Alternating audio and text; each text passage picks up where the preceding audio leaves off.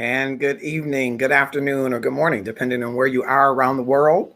I am Marcus Holmes, the founder of the Love and Stuff community, and I'm excited that you are here, whether you are joining us from the Love and Stuff community page, or if you are live with us on the Marcus R. Holmes page, on Twitch TV, or YouTube events. We're excited that you are here, and I hope you will take a moment and click share and tag someone to join us in tonight's discussion. And just as we prepare to get into that discussion, I know that you have heard of the many different storms and disasters that have been occurring around the world, but especially a specific area seems like continues to grapple with disaster after disaster. And so, one of our own in our Love and Stuff community, well known, also the founder of V Encourage Ministries, you know her as Mama V. Pastor Valencia Etner is with us, and she's going to tell us a little bit about how we can increase the amount of love in the world through how we give. That's right. I am going to ask you at the top of the show to click share and tag some folks because we need to put our giving where our loving is. And I would challenge you that if you're loving and not giving, I don't know. I think you're missing some things in the love if you're not giving and you say that you're loving. So I'm excited. She is here with us from Texas. Of course, she is transplanted from Detroit, Michigan, but she is Love and Stuff's own. And I'm bringing her on now, Pastor Valencia Etner. Thank you, Pastor V, Mama V, for joining us. Hey, everyone. Thank you, Marcus, so much. Absolutely.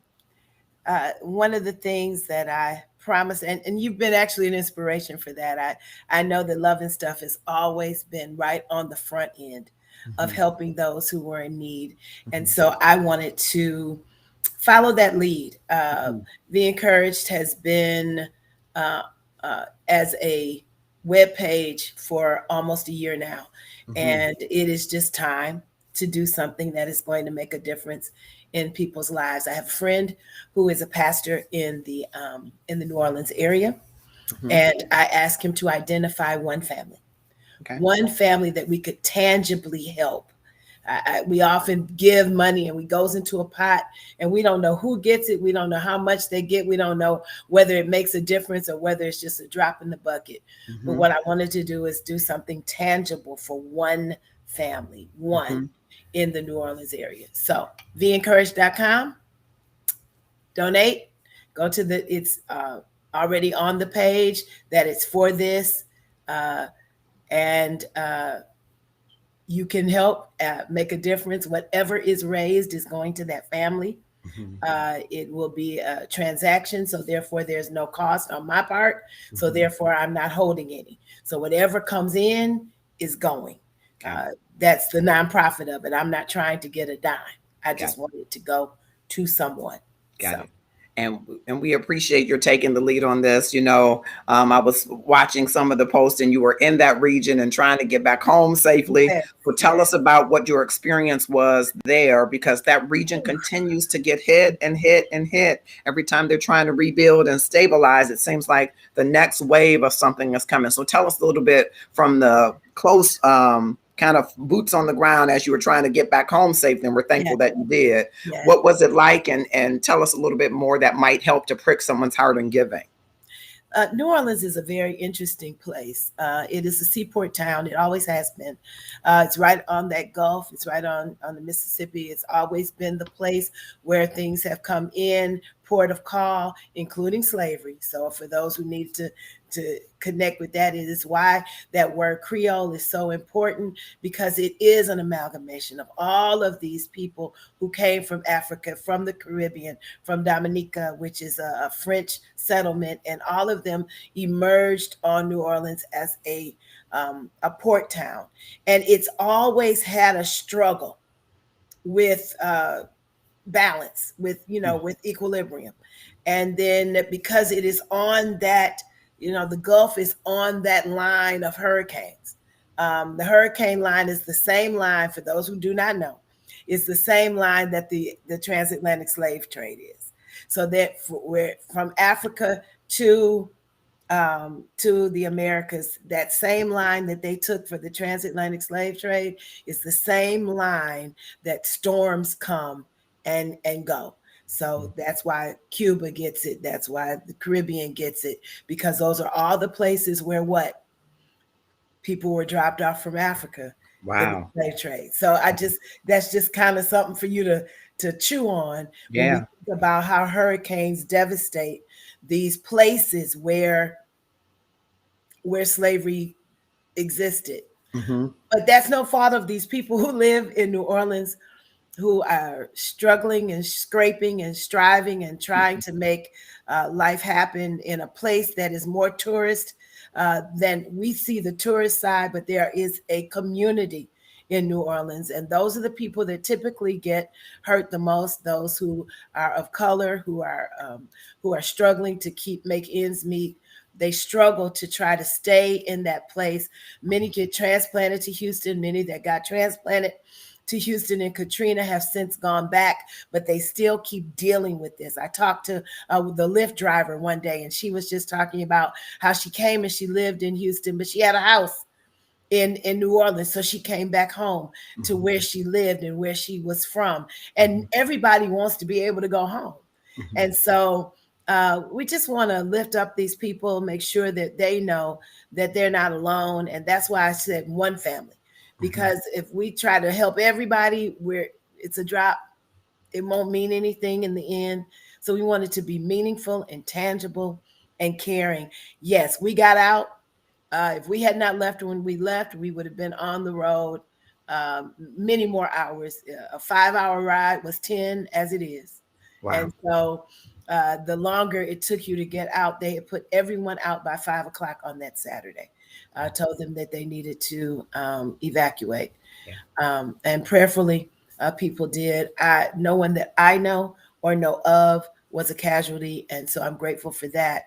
But casualty is relative when your life and your liberty is at bay because of no power, Yeah. no food, no all of your tangible goods are torn up, Yeah. house is a mess. And how much can insurance keep doing Yeah. when people have been devastated over and over That's again? I know you got a show to do. I'm gonna yeah. get out of the way, but I thank you very, very, very much for that. Beencouraged.com. Click on the donate button. The donate button will show you where to donate to the family in New Orleans that we're going to assist. All Okay. right. So we are undergirding this effort by Be Encouraged Ministry, Love and Stuff Community. Give. Again, I challenge you that if you're loving, you're giving. And so people really need this. There are different commentaries about, why this area keeps getting hit because it was the route of slave trade and it's some speaking, but God's people are there. God's people are Exactly. everywhere. And because we Exactly. are connected to them, we want to give as well. So thank you, Mama V. I Thank appreciate you. it. Thank you Okay. so very much. All right. Absolutely. I'm going to watch the show. Bye. Thank you. All right. So that's Mama V, and I hope that you will join us in giving. I'm posting the topic. I know some of you have come in. I hope you'll come back. I see that Michael Flanoyo has joined us. Thank you so much. Elena Cross, thank you so much. Diane Black, thank you so much. Vicki Johnson Williams, thank you all so much. I hope you will click share. Philip PD Patrick has joined us. Thank you. I hope you will click share so that some of those people that may have dipped out on the giving, that you will come back because you saw the topic, and I'm sure you want to opine on the topic, as I want for you to as well. Quickly, I'll tell you that if you haven't already purchased the Gratefulness Journey every day, what are you doing in the next 30 days to transform your life? It is available, and I'm going to grab Valencia's book. I have it somewhere. I'm going to have to stand up and grab it because I got it right here. I made sure I did. So, okay, so that I can. She is also an author. Ingrid Poole is also an author. So we got authors in the Love and Stuff community, and we want you to support them, us all. All right. Here's the topic that comes from the inbox. I hope you will click share if you haven't already, whether you're watching us. I see somebody that's on Twitch TV. Hey, Twitch TV, thank you for coming. Mahassan Pierce has joined us. Thank you for coming. Good to see you. Those of you that are on Twitch TV, keep shouting out because I'm watching your comments and you're joining, but I want your comments so that I can shout you out. All right. And then YouTube events. And a lot of the YouTubers just watch, but your comments will populate here. So if you leave comments, I can certainly respond. And I love to just acknowledge the people that come through because you could be somewhere else on Tuesday night. It means the world to me that you will come and be a part of our community. And I'll give you an option a little bit later of how you can get inside Love and Stuff. If you want to get inside Love and Stuff, it's a great place. You want to meet Mama V and some other folks? You want to join Inside and Love Stuff, our newest group. All right.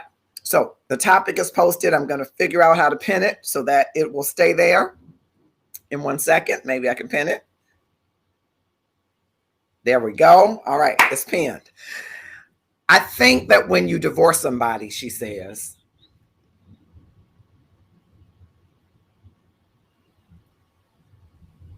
I'm sorry, I got thrown off. Your families are divorced.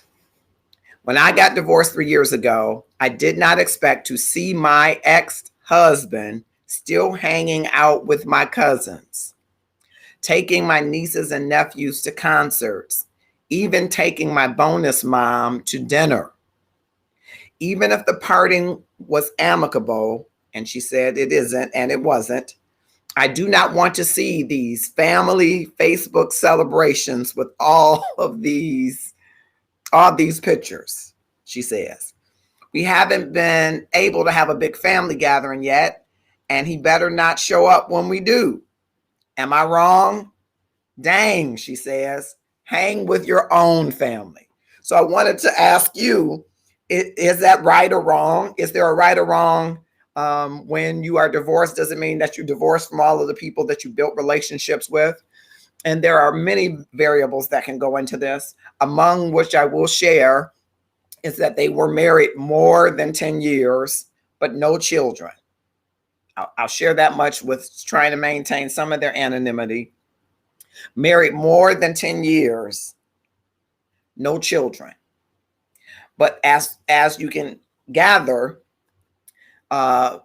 she's big on family, and his family was interspersed in her family. He became a part of the fabric of that family, getting cool with the cousins, hanging out with them. Her nieces and nephews were his nieces and nephews, right? Because that's what happens typically, right? Even taking the bonus mom to dinner. But she's saying, hey, wait a minute now, we're divorced. And even if we had a great divorce, I would not want you to be on Facebook and every other picture with my nieces and nephews at your favorite theater or show. I want you to have your own life because our lives have ended together. What do you say?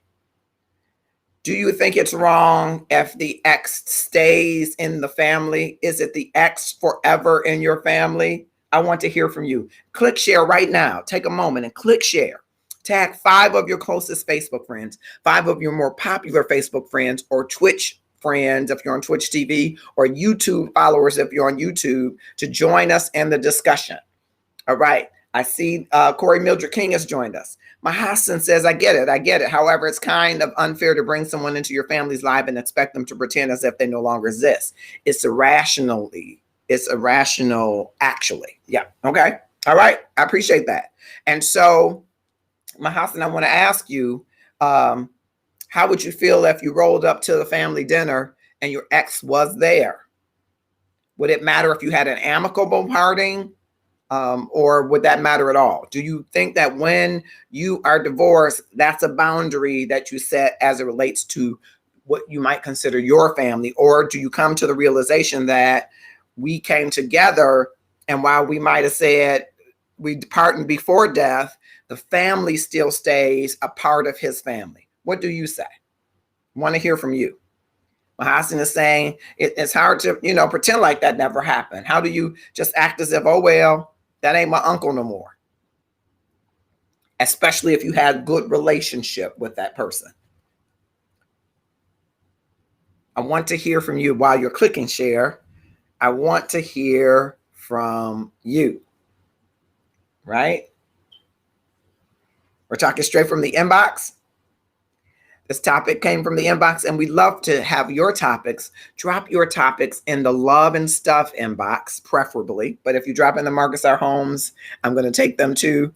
But drop them in the Love and Stuff inbox, or if you're on Twitch TV or YouTube events, drop them in the comments. Let me know your topics, or if it's one that you want to have anonymity, you don't want us to reveal who you are, you just want to hear different perspectives on your issue, which is one of the things we love to do here, is provide different perspectives so that people go back and think about their own perspective in the hopes that you will increase up your love game.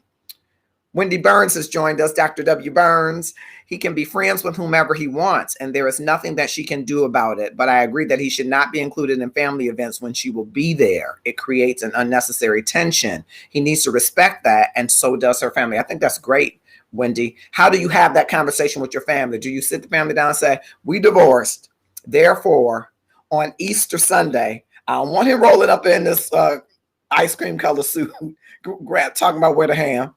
What's the conversation like with your family? How do you set those boundaries when your family has fallen in love or loves your husband, your ex-spouse? How do you set those boundaries? Because you're right, I guess it could be unnecessary tension, especially if one of you remarries. That's not the case here yet. But if one of you remarries, that could be some tension, right? Or it could just be tension and awkward if you're not together and maybe it wasn't just amicable. Or even if it's amicable, it could be awkward.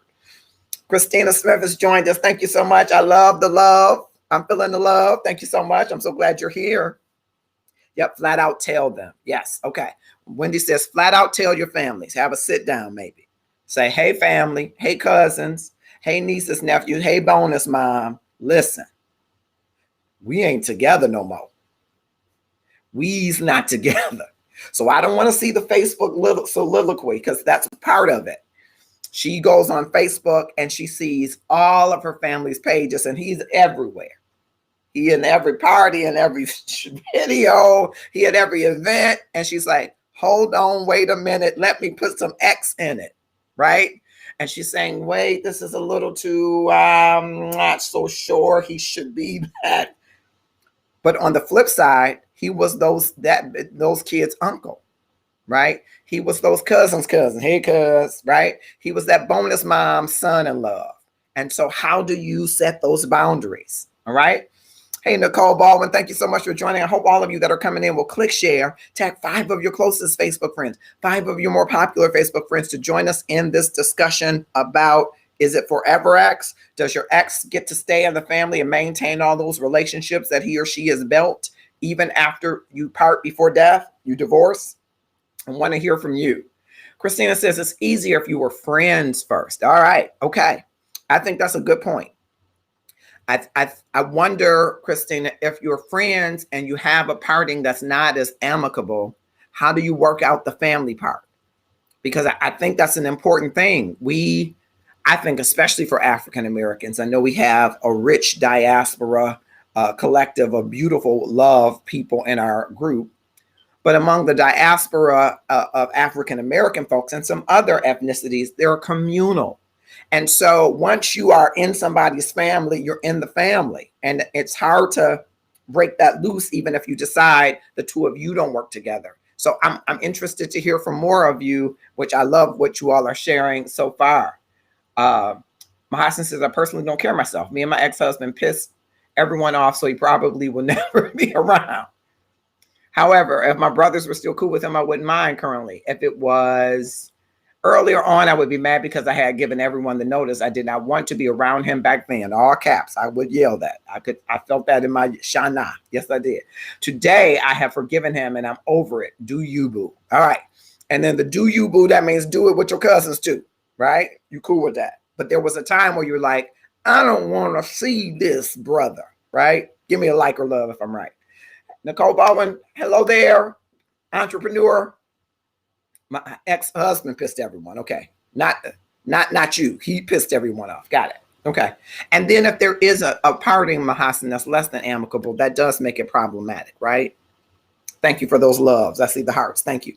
It makes it problematic because sometimes,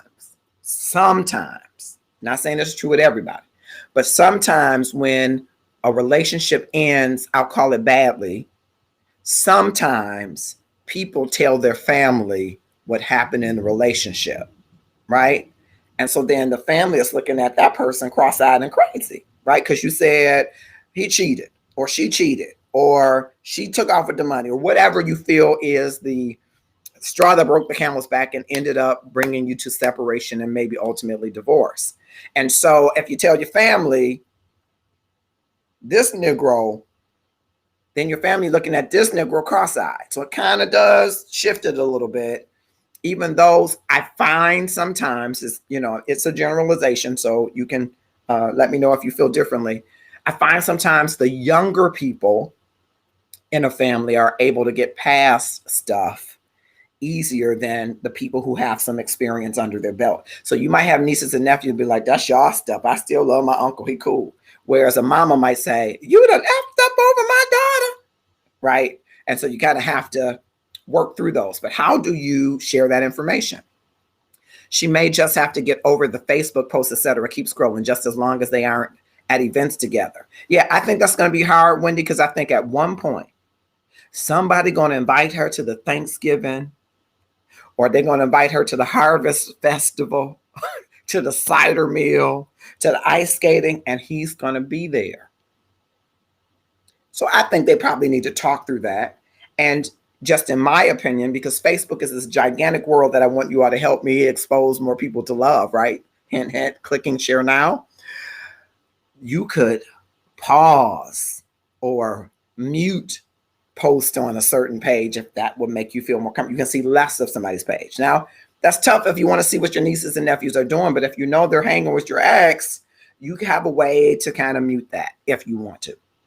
There are settings that help you to do that if you feel like you cannot be in the same space with him or her. But again, we're communal, and oftentimes that person becomes embedded in your family, and it's hard to just chisel him or her out, is my thinking. I want to hear from you.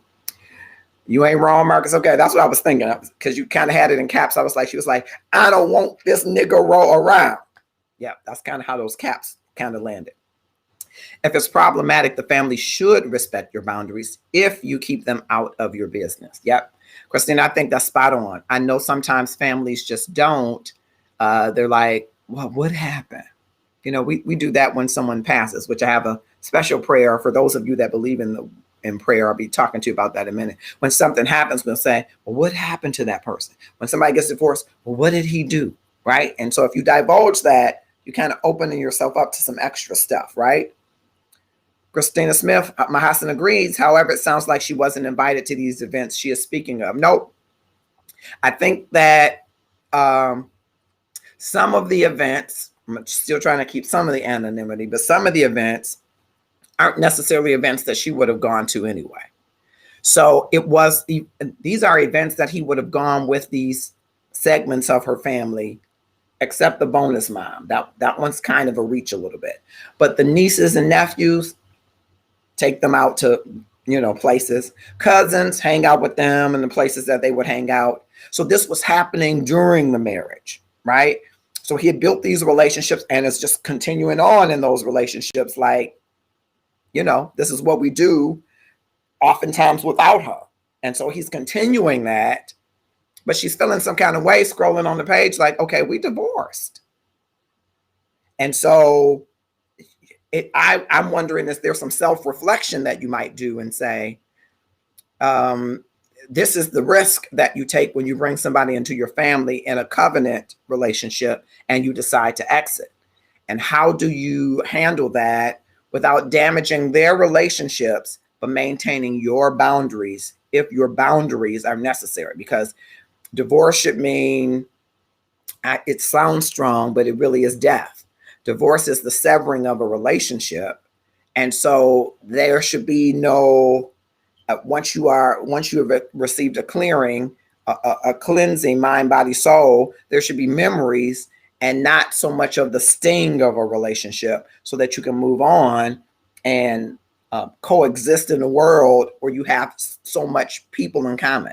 If you've been together for 10 years or more, I'm not going to give the exact number of years, you have began to build or have built a life, and you have embedded all of these other people potentially in your familial structure. And so that just doesn't dismantle itself because two people, even if they have been somewhat pillars to that building, have decided to go in different ways. You got to really, maybe do some self-reflection there, right?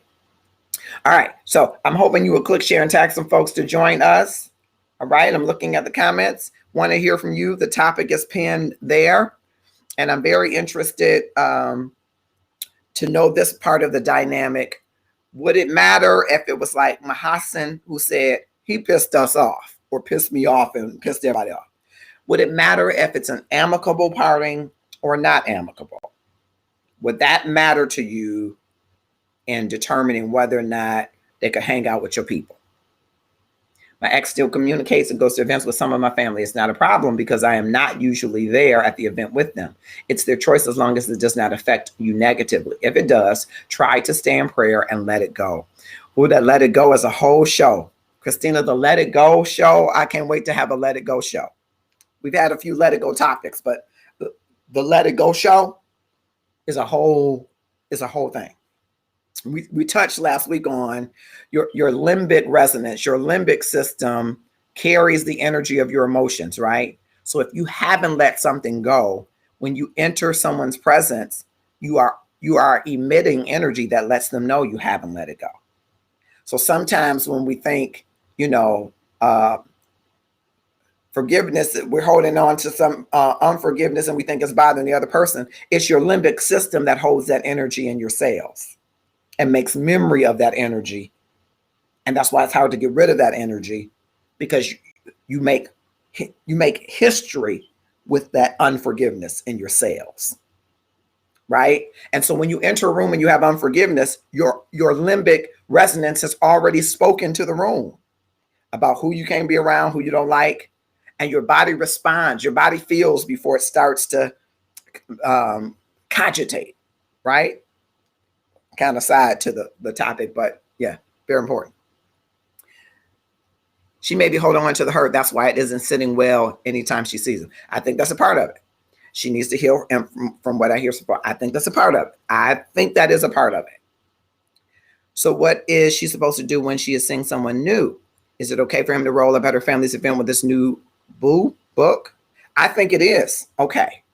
And it's only okay if she's done some of this. I'm calling it clearing, Wendy.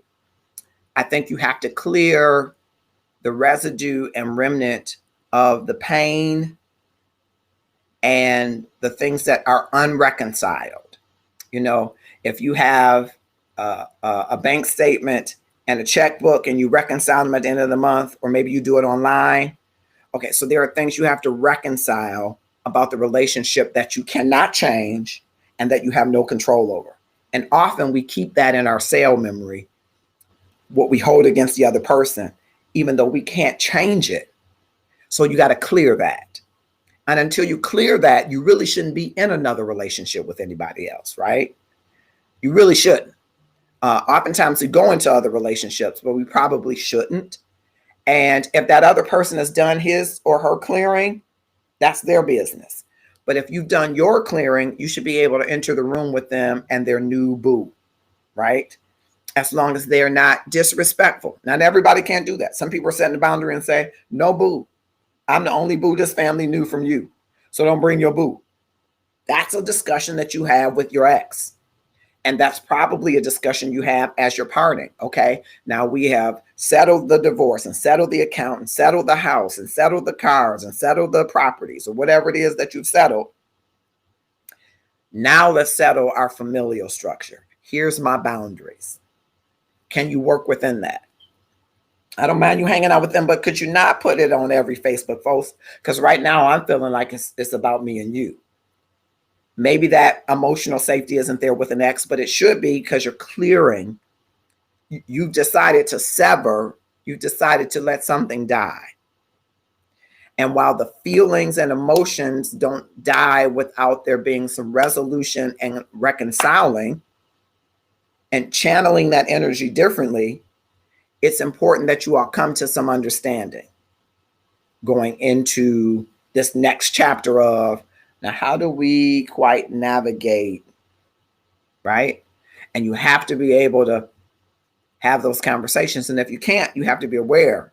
I can't have that conversation because the breakup was so bad. And that might be a conversation. Our breakup is so bad, I don't want to see you for 2 years. Now, whether or not he or she honors that, because they built these relationships, it should at least be said and understood. Okay? Carol Briggs Jr. has joined us. Thank you so much. I hope you will click share. Those of you that are joining us on Twitch TV, click share. Tag 5 of your Twitch TV friends, 5 of your closest Facebook friends or connections on YouTube or followers to join us in this discussion. The topic is pinned. It is about the forever ex. If you were divorced, could your ex still hang out with your cousins, your blood relatives, your bonus mom, your nieces and nephews, and post all of it on Facebook? Would that bother you? And if it would, I'm just interested to know why. So that from our inbox, we might share with her how she might approach this differently. And that's what we love to do in Tuesday Nights Love and Stuff. It's give people different perspectives and to hear other perspectives, right? That you may not have thought of before, all in the hopes that you will up your love game and increase the amount of love in your life. I don't know about you. I need to increase the amount of love in my life in all types of relationships, work relationships, personal relationships, friendships, all of those. And I think once I'm working on the love that God has for me and that I have for him and that I have for myself, I'm better able to work on the love that I have for others. And so I hope you'll join this bandwagon and share your perspective. All perspectives welcome, in the hopes that the person that's in the inbox might hear them or read them and say, I never thought of it that way. And it might shift his or her perspective. Because at the end of the day, whether you have decided to divorce someone or not, there is still an agape love that you should have for them. There is an unconditional type of love, a God love that you should have for people, even if you don't quite feel that they have done you right. You have to work the clearing so that you can love them in a way that reflects the love that God has for us. I've said my love speech today. All right.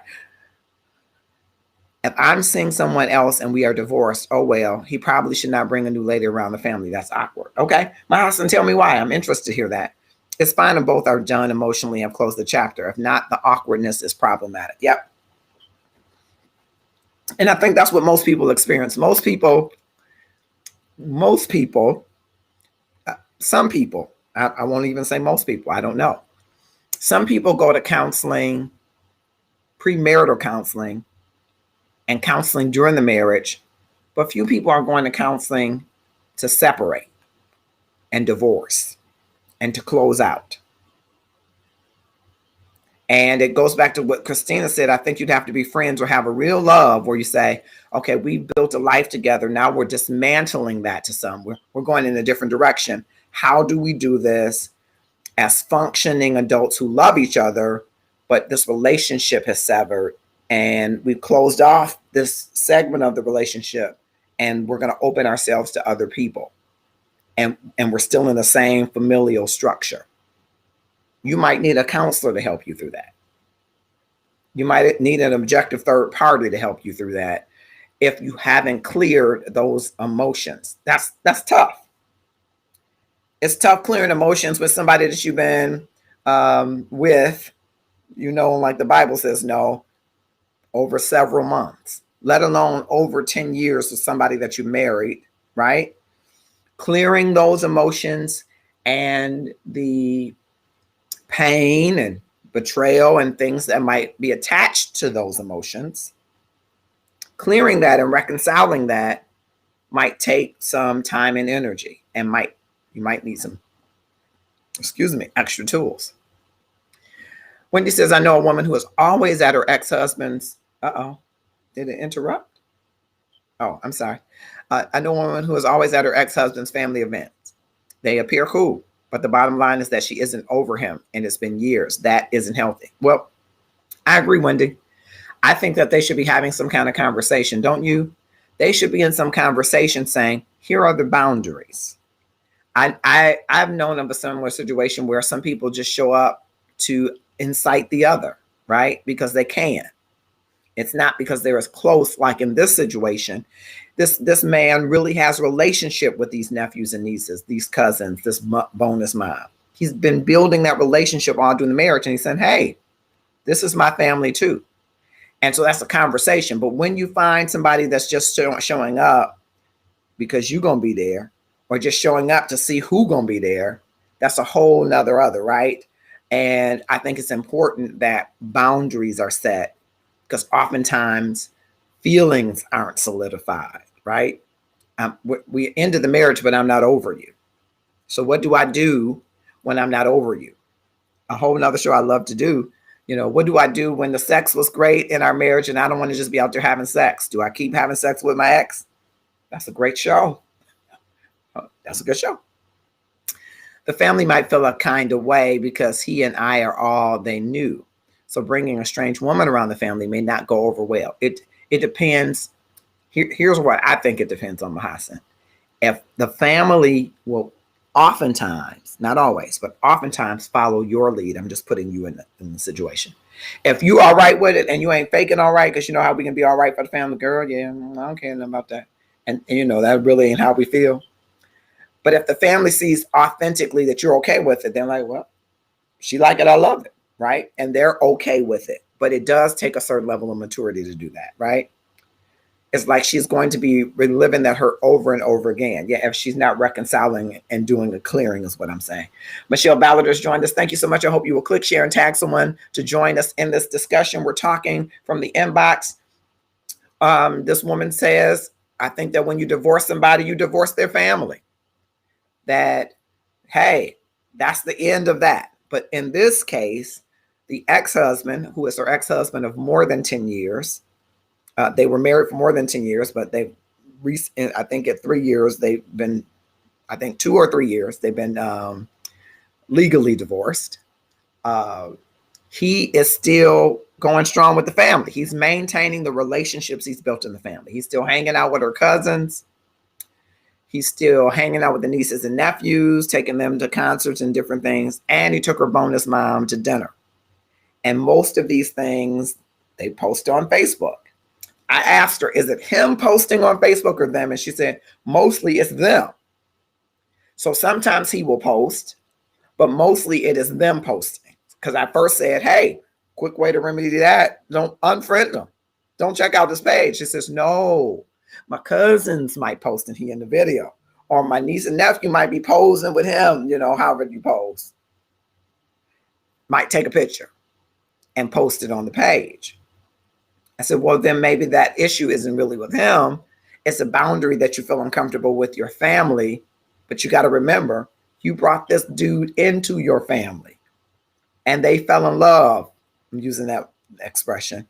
They love him. They've grown to love him. And so they're like, this is fine. Why can't you be okay? And I want to explore a little bit more. Monique Tipton has joined us. Thank you so much. Click, share, and tag someone to join us. I want to explore this aspect a little bit more of it's fine when you're not in the same place. I want to hear from you, ladies and gentlemen. What about boundaries for when you are in the same place? So we touched on that a little bit. Is that a no can do? Do you tell your family, don't invite him to Christmas dinner? That's what I was trying to say, crema dinner. Don't invite him to crema dinner. Don't invite him to New Year's, nothing. Don't invite him to the Harvest Fest.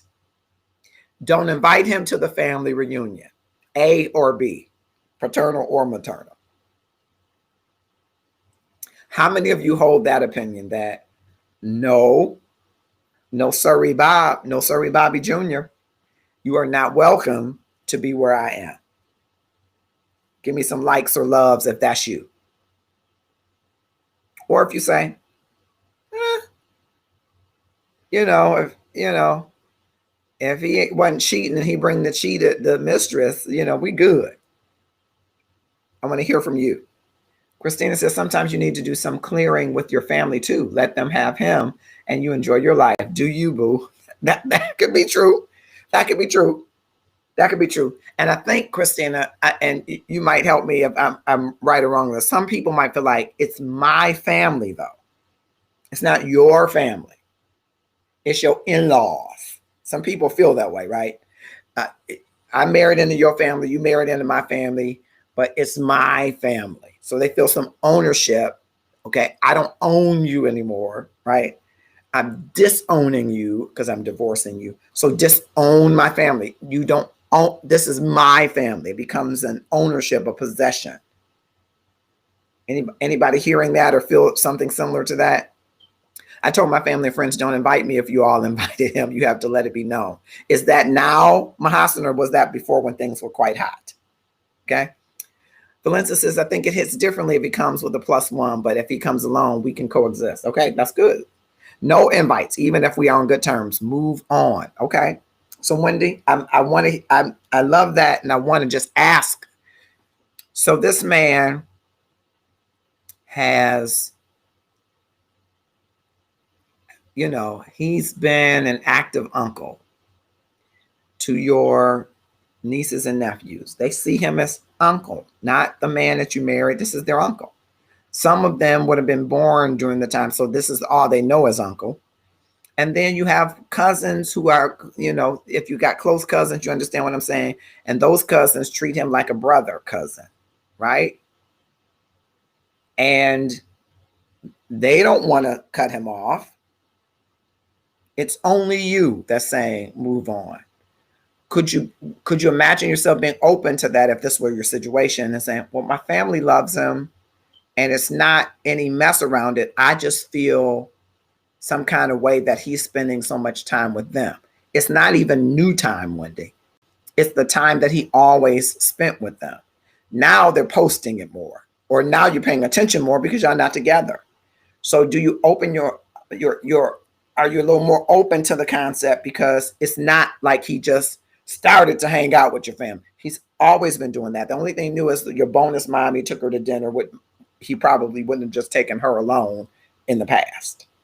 But everything else is stuff that he'd always did. Should it be move on? Would you be open to that? No, it's your life. Family's just blood. Find a new family. Okay, come on, family. Come on, new family. If you bring the woman you cheated on me with to my family's house, it would be some furniture moving. I figured that was coming. So I just threw that in there just to see how that would go. Yep, I saw lightning. Forgive me. That was before. Okay, thank you for that. And the propensity for some hand throwing. Furniture moving, hand throwing, thunder, as I'm hearing. They used to say the devil's beating his wife with the thunder. A woman would be beating the ex, right? Or the ex would be, however that goes. And I'm just wondering if, not this, I kind of added that twist on it. There's no mistress in this case, but if your mom, bonus mom, stepmom, if your cousins, if your nieces and nephews adored this man, or brothers this woman, and they always have, do you feel like you would want to be a little more open to the possibility of them continuing the relationship as it has been? So in this case, he has his own relationships with these people, both adults and minors, and has maintained that relationship over the duration of your marriage. Now you're divorced. Should he sever those relationships? Or should you be open to, this is not something new that he's doing to aggravate you necessarily, right? It's what he's been doing. I want to hear from you. Okay. Those of you that may be just joining us, click share, whether you are on the Love and Stuff community page, on the Markets Our Homes page, on Twitch TV or YouTube events. I want to remind you that if you go to the Love and Stuff page and go under groups, you will see a brand new group called Inside of Love and Stuff, where you will get to meet the folks that are in. We're trying to get almost 4,000 of you to get to meet each other in various waves and times, at least once a week, so that you can see the people that make up this wonderful community. It's not wonderful because I'm here. I get to experience the wonderfulness because you are here. And I want everybody to experience that, because I think there are people that are navigating and not feeling all of the love. Here's my theory on it. When people aren't feeling love, they forget what love feels like. But when you are feeling love more often, you begin to make a mental memory and muscle memory of what love feels like, so that when someone brings something that isn't love, you start to repel it. And when someone is bringing love, you start to sniff it out. Your senses are elevated and awakened to love the more that you experience it. And so that's the experiment of inside of Love and Stuff. I want you to experience more love. And there are some loving, great people in Love and Stuff. And so go to groups on the Love and Stuff page, click on Inside of Love and Stuff, and you will be amazed at the wonderful people that you're going to get an opportunity to meet. So we're waiting for it to build up a little bit more so that we'll have more folks to have our first meeting, and we'll talk more about that. And then if you missed Saturday's show, Sports Talk will come out. And Felix, these sports heads are having a ball. You should tune in every other Saturday at 11 a.m. Eastern Standard Time. And ladies especially, they're doing some education in sports that you might want to know for when you are sitting there with your boo or bae and you don't know what's going on in the game. You don't know what to do at halftime. Join us on Sports Talk with Felix and come out. All right.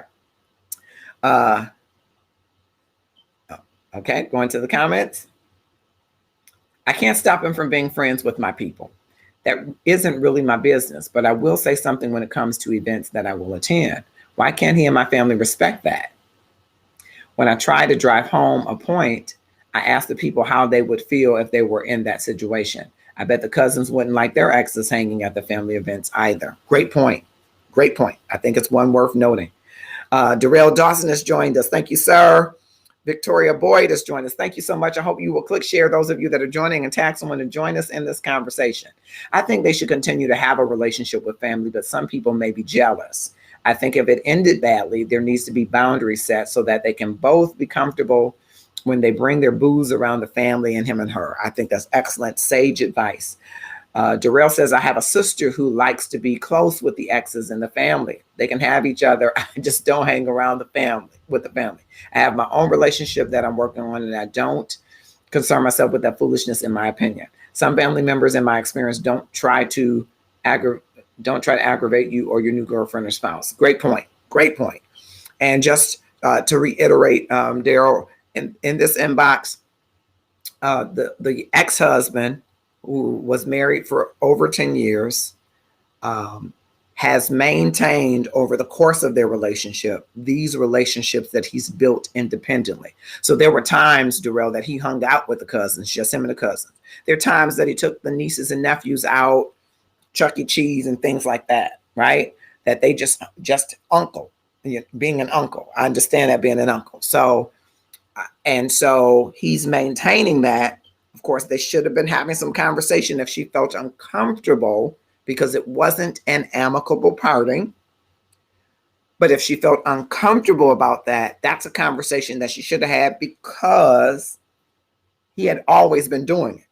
He didn't just start showing up, hey, I'm here for the dinner. He's always been engaged. Now, Wendy raises a great point that, but what about me now? I'm feeling uncomfortable. You here and we done had a less than amicable parting, and you hanging out like everything is everything.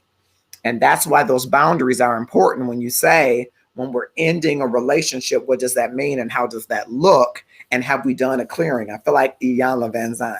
Have we done a clearing of the mental and physical hurt and pain that's attached to our emotions? Because that stuff, you are an emotional being. I am an emotional being. And our cells carry memory and energy of the things we experience, and we can allow those things to attach to our emotions or not. More often than not, before we are awakened to it, it is attached, right? And so then our goal is to detach those experiences from our emotions. Detach the effect that those experiences have on our emotions. Of course, we could do that through the gratefulness journey, but that's another story. But you can definitely set boundaries while you work to clear those feelings, right? You are entitled to feel the way you feel about your relationship. Who could tell you otherwise, right? But where other people have built other relationships, especially when adults are involved, you can't really manage those relationships. You can tell them, I don't want you to be with my ex-husband, but those are grown folks, right? Now there are minors involved, And so you could speak to the parents and say, hey, I don't want him around those kids, but everybody loves him. Everybody loves Raymond. His name isn't Raymond, I'm just using that. Everybody loves him. And she was, I think, wise in not sharing with them all of the details of any breakup, which sometimes we don't do that well when we're upset with people. Say, girl, let me tell you what he did. Man, let me tell you how she played me. And so then people in the family are looking cross-eyed and crazy because they know too much information. In this case, she did not share any detail from the parting, but she is not happy that not only is he spending time and continuing to build these relationships, they're posting it on Facebook, which I think I want to ask you next as we're at 9:22. Because, you know, even though we have a real life and a Facebook life, and sometimes those two mirror, we have become hypersensitive to the image of what life looks like on Facebook. So I want to talk to you in a moment about that. How do you feel about this Facebook presence that he loving on my family and he's such a wonderful guy, but that might not be how I see him? I want to hear your opinion on that. Jan Holmes Boyd has joined us. Thank you, cousin. I'm so glad you came. Darrell says you're right. You can't stop in the middle of the stream because no, there's children involved. We have to see what's in the best interest of the children. Yep. And these are nieces and nephew children. They don't have children together from their marriage, Darrell, just to clarify. These are nieces and nephews that are minors. I won't even call them children without divulging too much. They are nieces and nephews. Okay. But I want to hear from you. How would you feel? You scrolling on Facebook? I don't know if you scroll up, scroll down, how you scroll like this. I don't know if you scroll like this on your touch tablet. Do you do like this or you do like this? I don't know how you do like that. Okay. You're scrolling and it seems like, because the more you stop scrolling, I think you've learned this, the algorithm says, oh, you like that. Let me send you some more of that. Right. And so you scroll and you see your niece, Kiki, making up a name. She's with your ex and they posing, right? You scroll some more and you see your favorite cousin, Bobo, and him and Bobo is posing. I made up, these poses aren't real. And then you see your mom and he and your mom are at J. Alexander's or Papa Do's or some nice restaurant, and they're leaned in and they take a picture like this, and he posts that picture. Now, the nieces and nephews, the cousins, those are the people that are posting the other pictures, but he did post the picture of him in the bonus mom. Is it that, would you be concerned that people are thinking, this guy is wonderful, or gentleman, this woman is so wonderful, and that's not your opinion of them? Would that be your concern? Or you just wouldn't want them to be on Facebook showing everybody that they're in relationship with your family, even though you're not? Do you feel like it's a commentary on you? I want to hear from you. I know, but he's been like family to them. Yep, he has. He has. He's been like, yep, you're absolutely right, Darrell. And so that's why I think you're spot on. I just wanted to clarify. I wanted to make sure I was catching you up, kind of. Yep, but you're absolutely right.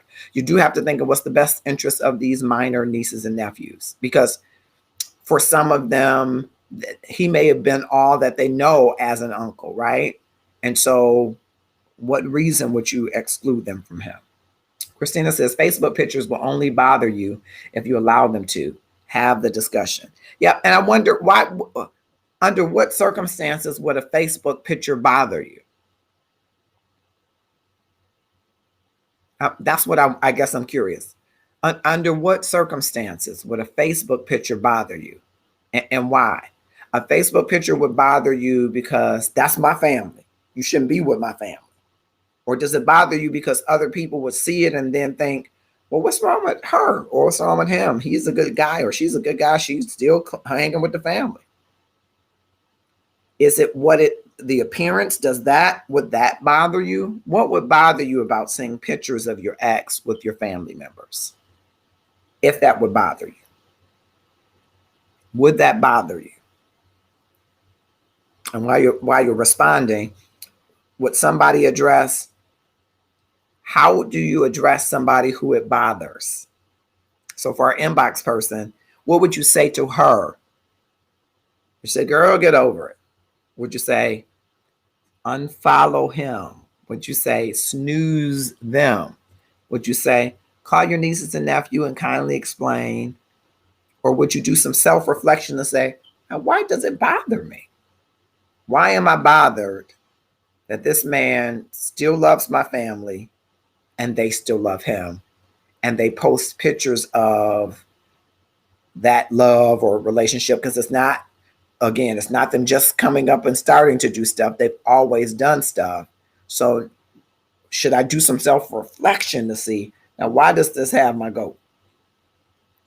I think it would only bother me if I was tagged in it, if the relationship ended on a negative or bad note. So the former is not true. You are not tagged in it, but the relationship did end in a negative note. And so now I want to ask you, but your relationship ended in a negative note, Darrell, but the relationship with the cousins and the children didn't end in a negative note. So why would that bother you? That's what I want to know. I just wouldn't post any more pictures. So Mahasan, if it's your family, would you say to your family, don't post any more pictures? Is that what I'm hearing?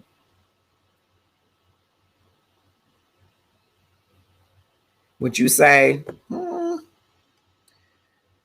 nieces, nephews, I love you dearly, and I know you love your uncle or aunt, fellas, but I don't want to see them pictures.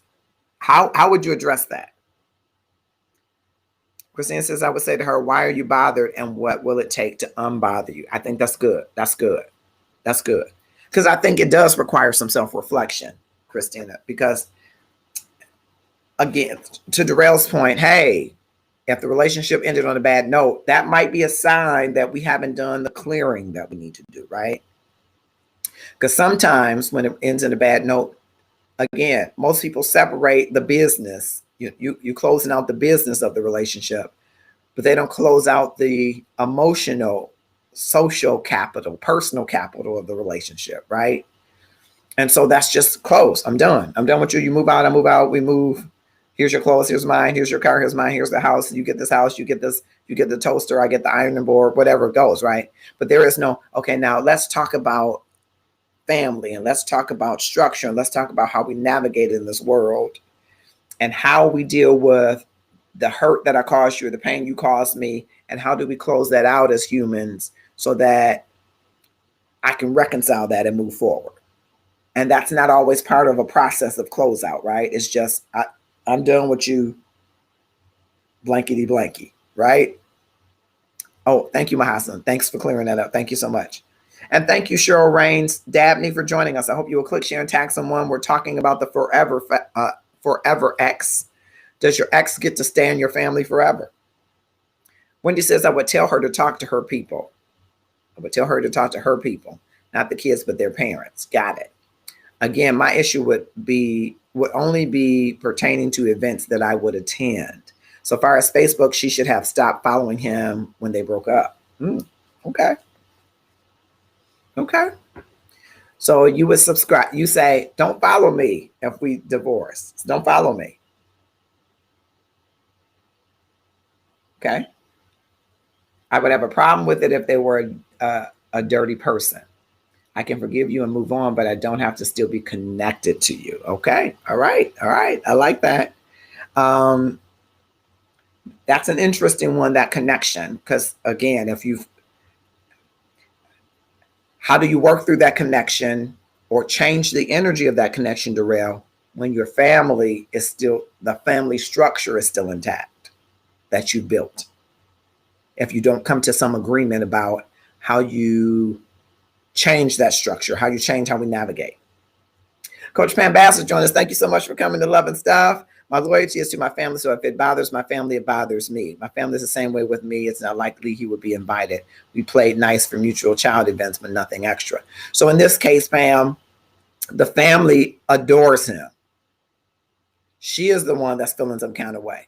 The family is like, we love him. We know y'all divorced, but that's still our homie. That's our boy. That's our home skillet, home team, whatever you say.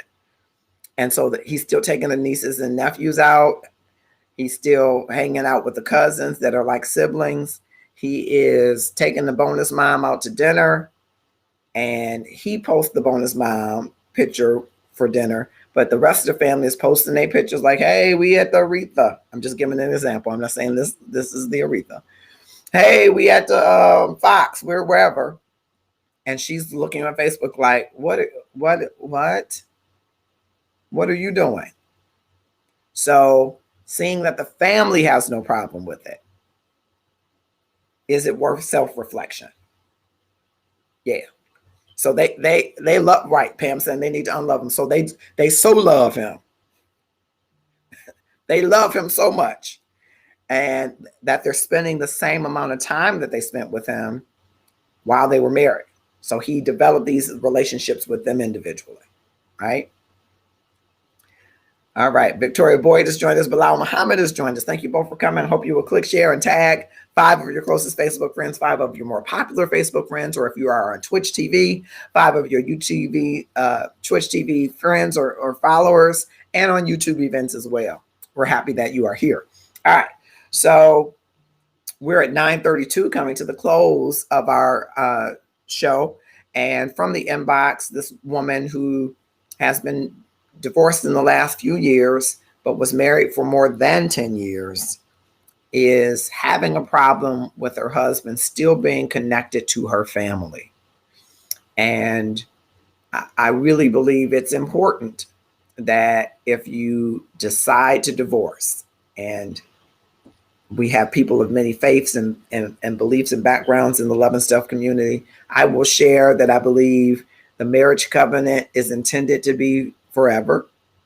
If you make a decision that you leave that covenant, break that covenant, before death you do part, it is a severance. It's almost a death, as many psychologists will describe. You go through a grief process, right? Don't just sever the business. Don't just sever. And what I mean by the business, you don't have to be an entrepreneur. I didn't mean it that way. Don't just sever the house. Who gets the house? Who gets the cars? Who gets the fur coats? Who gets the bank account? Who, upon his retirement, you get X percentage of his 401k or pension. Don't just sever the business. Don't just close out the business. Close out the hurt, if it's present, resentment, anger, pain, those negative impacts on your emotions. Clear that. Close that out. And then set yourself boundaries, because you would have had to know that this man had a great relationship, in this case, with your family, and not just with you. He developed his own relationships with your family, as happens in some families. We're communal people, and so your husband becomes their cousin, your husband becomes their uncle, and if children are born after you're married, that's all they know him as, uncle, right?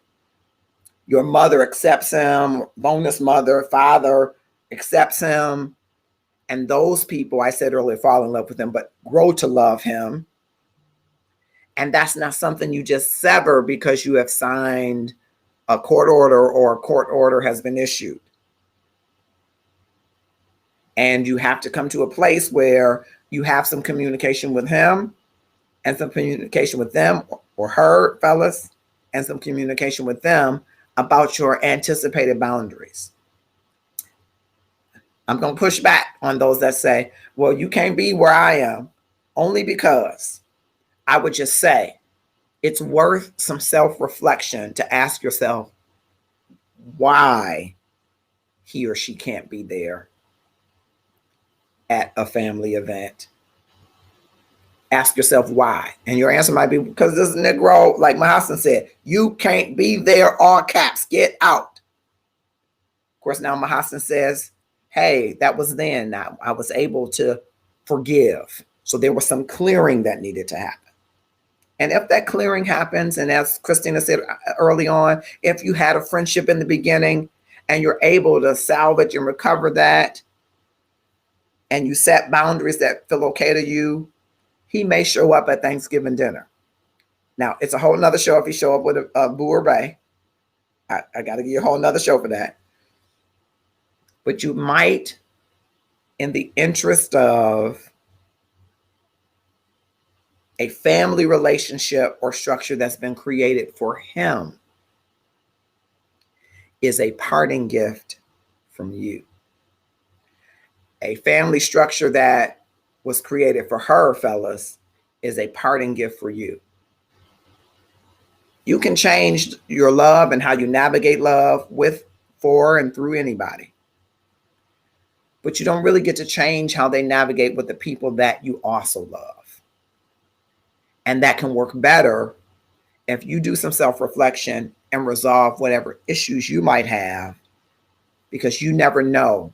Loving your family might help them heal and become a better person than the person that they were not able to be for you in your relationship. And that's not your front of mind for most people that are coming out of a relationship. I ain't think about him being whole. Whole nothing. He was a whole, all right, right? But you might do the clearing that brings you to an unconditional love that says, I'm not going to be so hurt, damaged, unhealed, in unforgiveness that I don't want to see you loving or being loved, even if it's by people that I also love. I'm going to the comments before we close out. This is a great show. You can love the family, but you need to let them and the family go for both of y'all's peace and happiness. So Tamuk, thank you for coming straight from Africa, right? Tamuk, the family loves him. So it isn't a situation where let them go. They're not letting him go. Okay. I made it plain that I would not be coming to family functions if they continue to allow my ex to come to family functions. I asked them how would they feel if the shoe were on the other foot, and I heard crickets. And I respect that. I'm just saying it's worth some self-reflection to say, is it because ... Because those ... dots might be things, Darrell, that you can work to clear. Things that you can work to clear that were negative impacts on your emotions, because your body takes pictures, muscle memory of your experiences, and that impacts your emotions, right? And so you might be feeling that way because ... So the question you might ask yourself is, if I can resolve ... would that be a different experience for him or her? Not necessarily something that you have to do, but it might bless him or her to continue to have the love relationship in your family as long as it doesn't disrupt your family. Okay? Just a thought. He can't come because we aren't friends. He needs to go be with his family by Tyrone. Okay?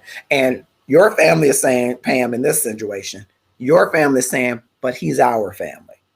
And so in that case, I think that you might do some self-reflection and say, my family still intimately loves this guy. There might be something good about this guy that I can't see right now because I haven't done the clearing. And maybe I won't do the clearing, but I will respect their choice to love him and ask them to respect my boundaries. And I'll work on my self-reflection until such a time where I may feel comfortable being in events with him. That day may or may not come. But I think that you allow a family that loves him. It's different if your family's like, no. But if your family's like, hey, we understand y'all divorced, but we love them. And we're going to keep loving on them. We're not loving on them to try to make y'all get back together. We're not in y'all business. We're not asking you why. We just love him for the relationship that we've established with him. And if that doesn't interrupt your relationship with them, I think that you do self-reflection to see how you can coexist. It'll disrupt the family when the new boo beats up the old boo. Well, I mean, that's a Tyler Perry movie, right? But hopefully, if you've done the clearing, the old boo ain't gonna beat up a new boo if he or she has done a clearing. That's my belief. If you have done a clearing to get healing emotionally and mentally from something that was devastating to you, then you're not going to be pressed by a new boo. But if you haven't had a clearing, because you're going to have a communication and you're going to say, okay, you bring in a new boo, And I'm sure your new boo is going to be respectful. The old boo is not going to just be like, yeah. That is typically because we haven't done the clearing. And there's something that we're saying, how dare you love again around me? Well, wait a minute. Think about that and ask yourself, are you at a place? Can you get to a place? Should you be in a place where you are able to allow somebody to love again around you? They know what happened and how I was affected by it spiritually and physically. Sickness and homeless as a result of divorce. That's how I felt then. I don't have that problem now. That's great. And I'm wondering, have you cleared that? You will know if you've cleared it, because we can hold on to that. We can move on, but still hold on to the emotional memory. And that emotional memory can impact how we feel about people. So the goal is to detach those memories, take away their power over your emotions, so that you can then move in empathy and move more freely toward an agape love for people who haven't asked your forgiveness, didn't do you right, and you can't change a single thing about how they did you. You can only change how you now navigate in that space with people. And it's safe to do it where, hey, I'm moving on, but it's also something we can challenge ourselves to say, now, how can I take some of the sting and power out of this bitterness? How can I repurpose that energy? I think that's up in that love game. My family rides with me. I would hope that they wouldn't do that because there would be some furniture movement. I'm not that mature. Give me 10 years on the clearing. Yeah. Take as much time as you need. Take as much time as you need. In this situation, the family is riding for him. So I hear you. But take as much time as you need as long as you're working on the clearing. If you had to be in a situation, yes, work on the clearing. Set boundaries in the meantime and say, I can't do that. You don't have to, fake the funk like, well, I'm supposed to do that. No, I can't do that. So, he's coming or I'm coming. But ask yourself why and work on that so that you can coexist. Because the love that this man might need to heal him or woman could be in your family, could be the support that your family provides for him to be a better somebody. And you're right, it might be a better somebody for somebody else. Okay. Yeah. I'm just saying that because I know that most people that are hurt in relationships, I can speak from experience. Most people that are hurt in relationships can remember just about the day something happened, the color somebody had on. You remember all of that detail, and you relive all of that detail sometimes in being in someone's presence. The goal is to take the sting out of that detail. Doesn't change the detail. You experience what you experience, but you take out the pain, the trauma, right? And you work toward reconciling it to say, the slate is clean, and here are the boundaries, and here's the possibility that other people can love you, even though I am not able to love you in the way that I did before. And that does take some stretching, some pushing, some growing, but it's worth upping your love game if you consider that person like you would somebody that you were trying to win their soul or evangelize them, that everybody needs love, even if they've done things that we say are despicable, that we say are unforgivable. Now, how can you use your family as a unit to love on somebody who you feel is unlovable? What a family ministry that is, right? What a ministry of love that is. It's not an easy one. I don't proffer it as an easy one, but it's one worth the self-reflection to say, how can I free myself from this bitterness so that my family, who clearly loves this person, can continue to love this person and it not be awkward for anybody? And that's a journey. It's a journey if you commit to it. And it may be 10 years to the destination, as Pam said. It might be 10 years to clearing. It just depends on the individual and the circumstances that surround it. But if you're committed to that, you might be blessing somebody in ways that he or she had not even imagined through your family, who has shown you that they still love him or her. I asked for her for forgiveness, and she apologized to me for her part in the situation. When a relationship breaks down, in my opinion, both parties played a part. Typically, even if one person does the other wrong, I believe, Daryl, the other person taught that person how to treat them. I think that there is I don't think that, that's not saying you condone it or you deserve it, but I think very seldomly did somebody just sucker punch somebody in the gut and it was like, I didn't know where that came from.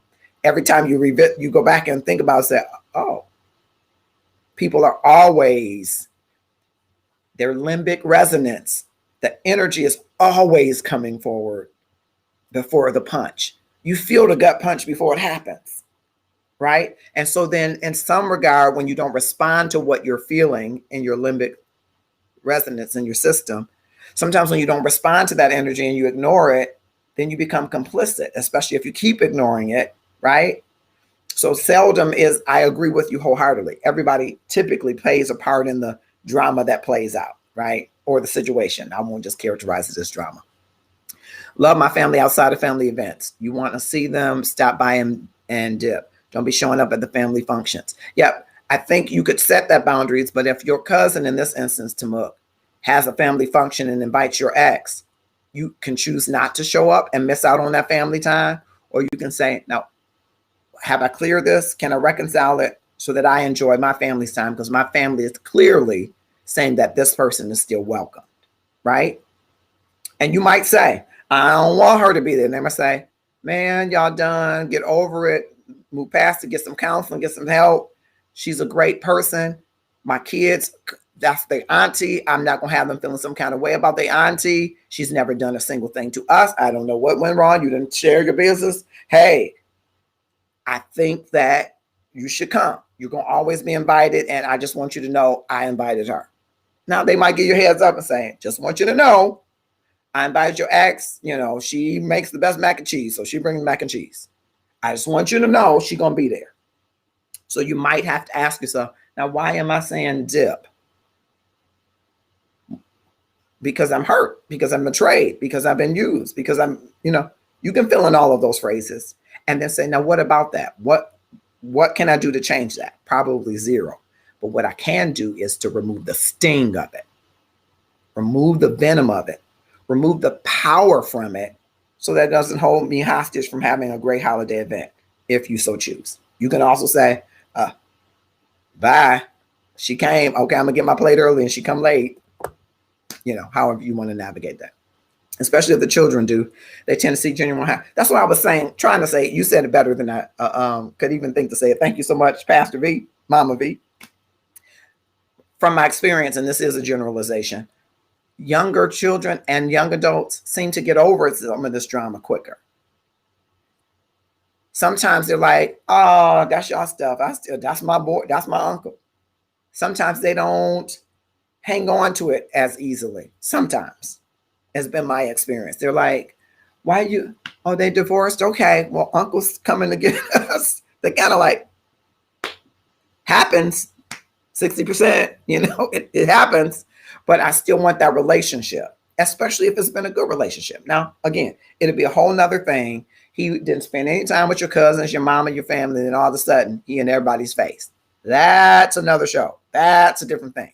But if over the course of a 10-year relationship, he built individual relationships with these people, that's to me something different.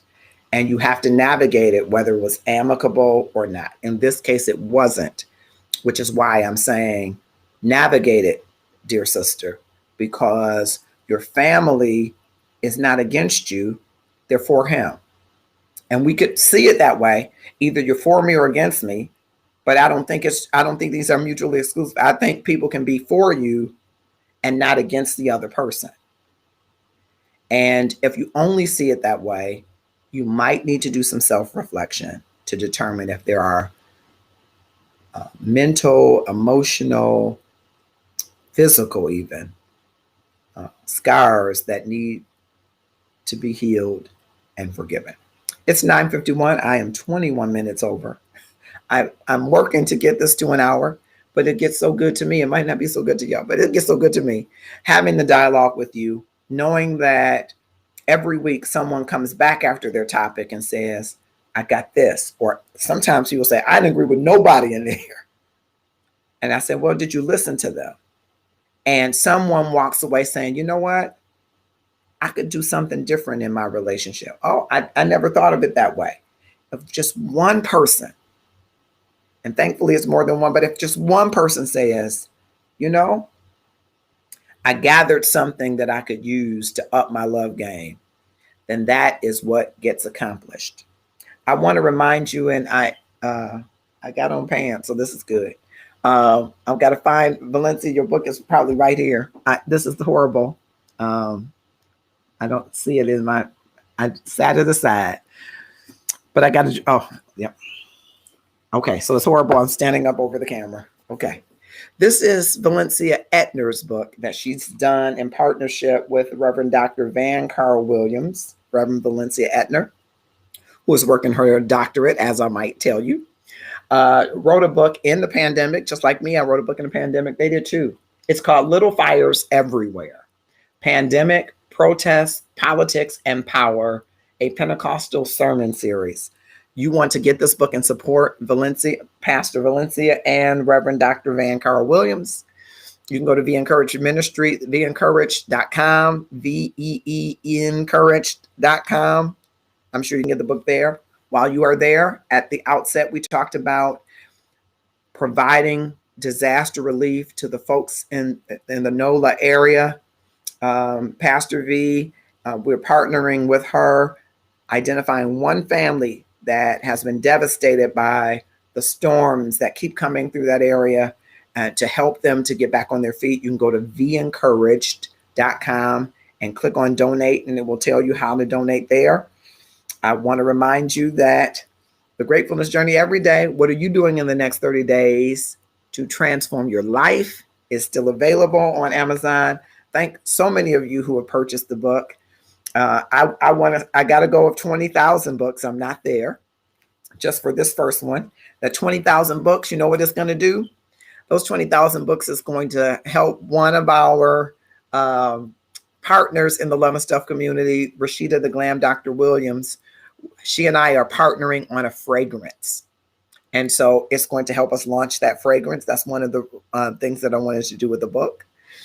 And I just believe so much in what the Glam Doctor is doing. It's the love of self. It's self-care, which we've been talking about here.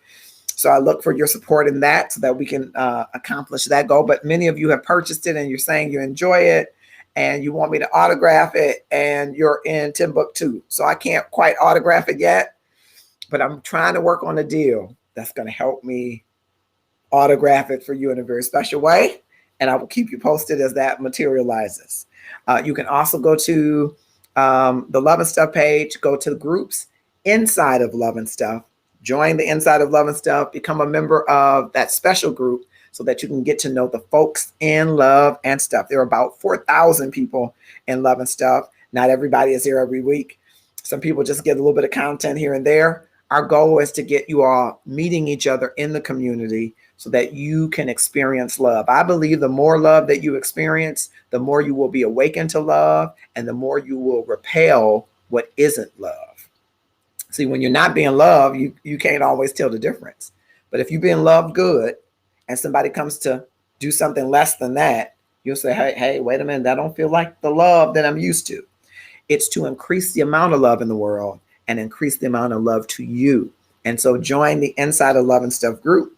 I thank all of you, whether you're watching us on the Love and Stuff community page, Marcus R. Holmes page, on Twitch TV. Thank you, Twitch followers, on YouTube events. We're grateful that you are here. We're hoping that you will join us each Tuesday at 8:30. I promise to get you out by 9:30. I feel like I'm in a Bible study.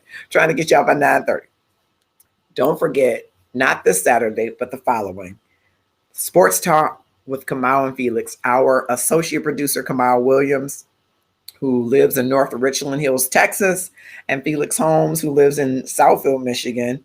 They have a sports show, all things sports, and you will absolutely love these two personalities. You should join them on every other Saturday, 11 o'clock a.m. Eastern Standard Time, and they have a group as well. So if you go under groups under Love and Stuff, you'll see the Sports Talk with Kamal and Felix group. Join that group. It's growing. They're having polls and contests and predictions and all of that great stuff. Even if you don't love sports, but you have a man, ladies, or you don't love sports and you want a man, I'm trying to help you out. You want to go to Love and Stuff. You want to change your profile picture to your best picture. Just follow what I'm saying. Just follow what I'm saying. Even if you ain't no, even in the believing moment. Follow what I'm saying. Put your best picture on your profile.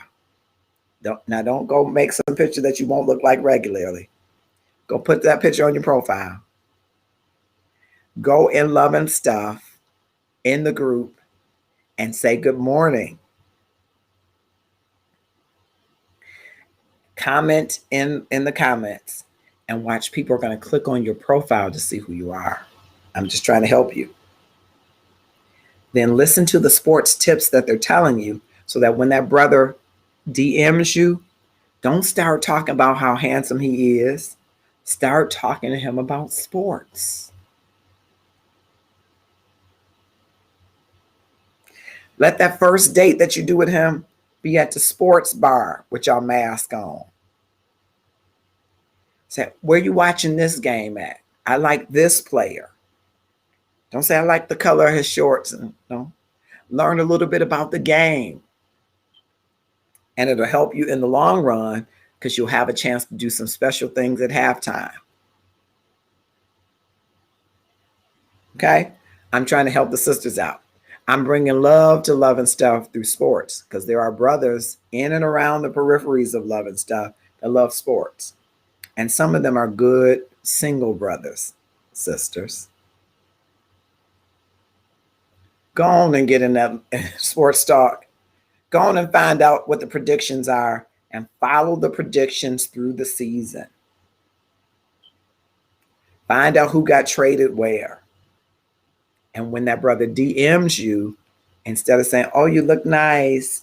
Oh, are you single? Are you married? That's going to come because his limbic resonance is going to tell you if he's married or single.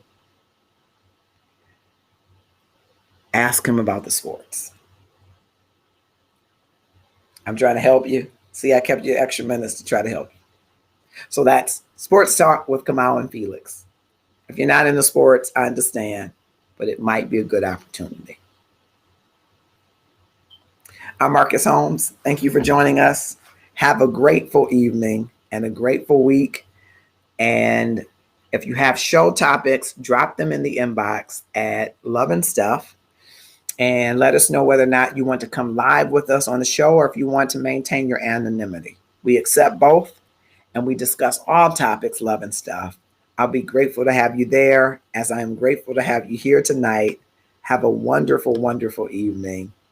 Enjoy.